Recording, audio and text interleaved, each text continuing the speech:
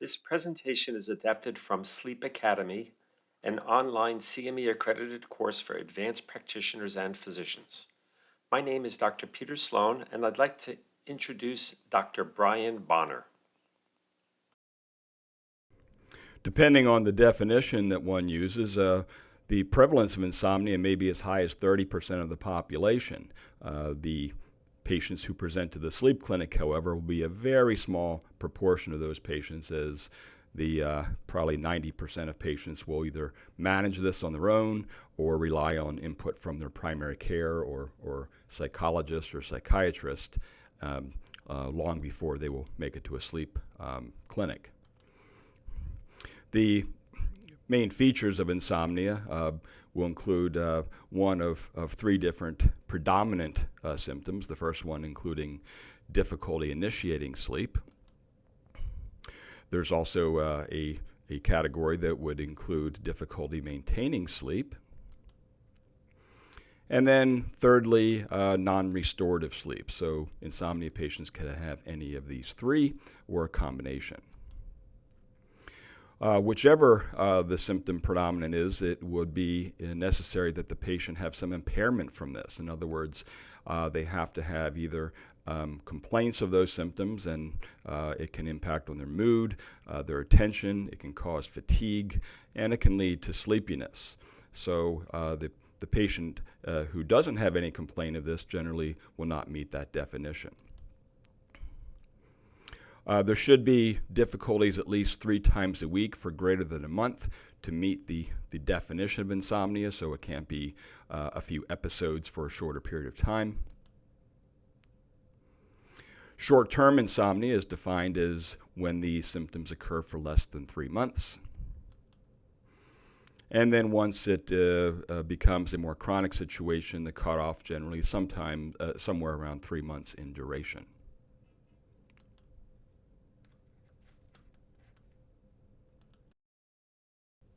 There are a variety of risk factors for patients to have insomnia. First of all, women have insomnia symptoms much more commonly than men, and there are certain periods through a woman's life when it is even more prevalent.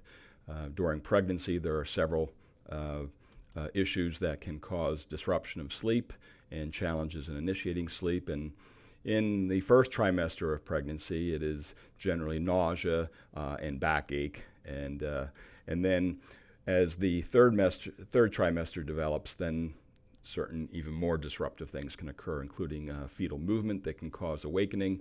Restless leg syndrome becomes much more prevalent in the third trimester.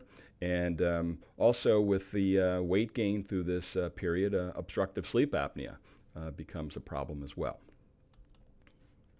Menopause is a period during which the vasomotor symptoms, such as hot flashes, can be associated with awakenings that can cause problems with maintaining sleep. And also because of the loss of airway tone with hormonal changes, there is a dramatic increase in the prevalence of obstructive sleep apnea.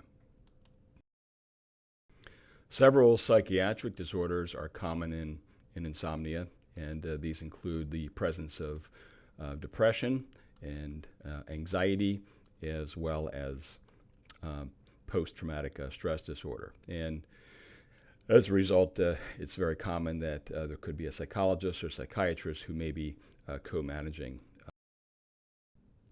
There are several medical conditions that can directly be causing insomnia. Most commonly those that cause pain, whether it's arthritis or fibromyalgia or orthopedic problems that prohibit the initiation and maintaining of sleep. There are chronic lung disease patients who have difficulties with respiratory symptoms that will impact on their ability to sleep as well. Also associated insomnia with renal failure. And in neurologic disease, there are several specific conditions that are highly associated with insomnia, and these include Alzheimer's type dementia, Parkinson's disease, as well as head trauma and central nervous system injury. patients presenting with complaints of insomnia, actually on history, sometimes it's apparent they have a coexisting sleep disorder that may be confounding the insomnia or maybe the cause of the insomnia. Restless leg syndrome is a condition that we'll discuss in one of the future sessions that is often the miserable condition that prohibits one from falling asleep. Obstructive sleep apnea, more associated with maintaining sleep, and but also some degree of initiating sleep that's associated with this condition as well. It's important to also consider abnormalities in our circadian rhythm or changes in our schedule that don't match up with our circadian rhythm that can cause insomnia.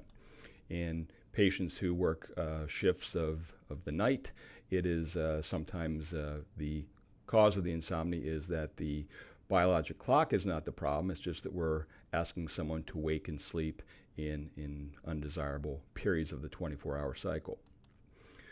There also are shifts in our biologic clock, such as the delayed sleep-wake rhythm disorder, where one develops a later and later propensity to initiate sleep that can cause difficulty initiating sleep at earlier times.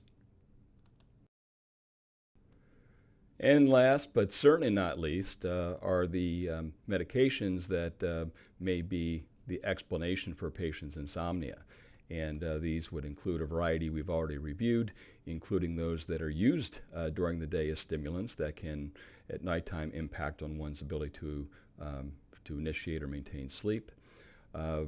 In this day and age, the prevalence of the SSRIs and the SNRIs is so tremendous that you will see many patients who come in and are on such medications. And interestingly, you'll find that the timing of the development of insomnia is not far off from when these medicines were initiated.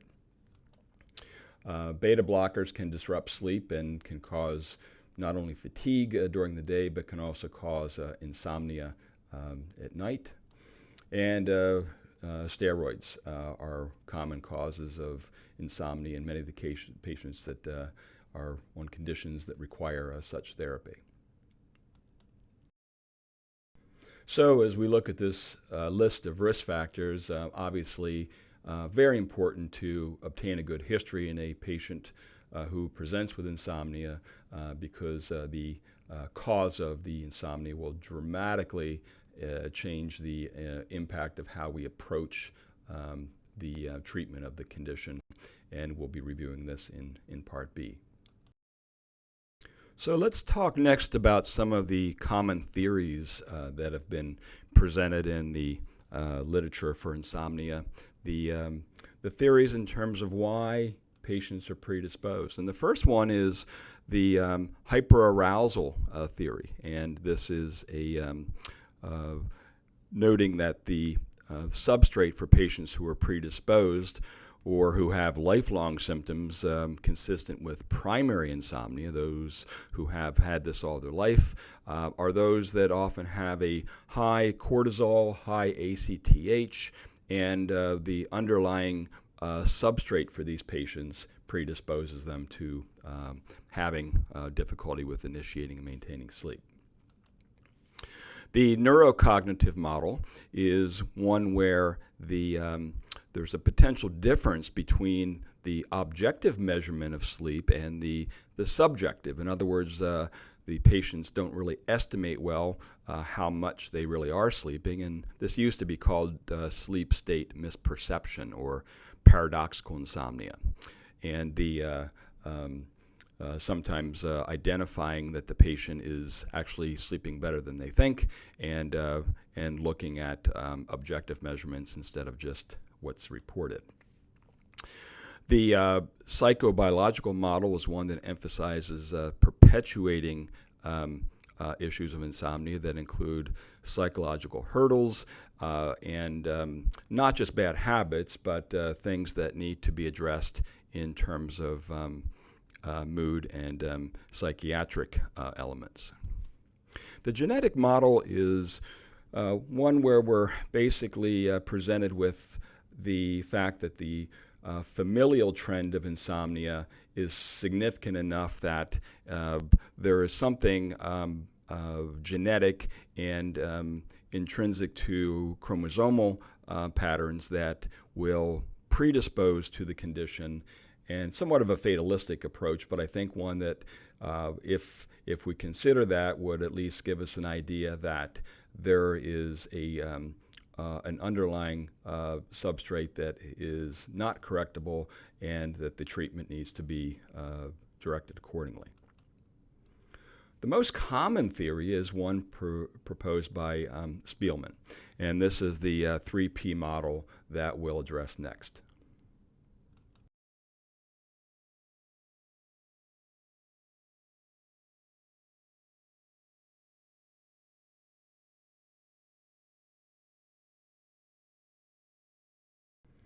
And the Spielman model, I think, has been accepted as the most popular and most widely accepted because the theory is one that lends very well to a strategy for therapy.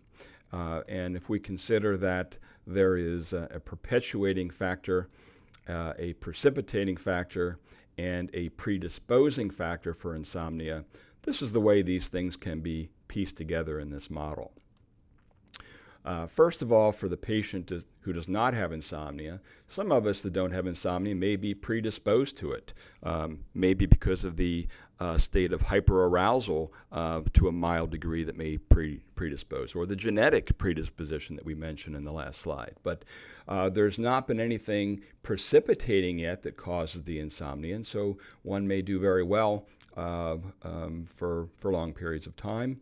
And then if there is a precipitating event, shown here in the blue bar, whether it is a loss of a loved one or some other acute life stress, medical problem perhaps that's been presented to the patient, there is this acute precipitating factor that will now become so significant that it will lead to insomnia, crossing the insomnia threshold and developing the acute symptoms of difficulty initiating and maintaining sleep. When this continues, the precipitating impact you can see is declining, and now there may be the addition of perpetuating factors, things that the patient is doing wrong that they think are actually beneficial that can actually be adding to the problem. And then in the state of chronic insomnia, now the precipitating effect is further reduced in terms of impact on the insomnia, and now the perpetuating factor is what pushes that patient over the insomnia threshold. And so when we see patients within the box of insomnia, it's important that we note in the stage of the insomnia, if this is a chronic situation, then we need to focus on the white items. We need to look at what is perpetuating the insomnia, and that is often the focus of treatment in the model of cognitive behavioral therapy. If you'd like to learn more, please visit our educational center at pulmonaryandsleepacademy.com, where we have 70 hours of self-paced online CME-accredited courses covering pulmonary, sleep, cardiology, and critical care medicine. Please enjoy more of our short visits on our PSA YouTube channel. You can purchase our full courses with an exclusive 10% discount code using YouTube10.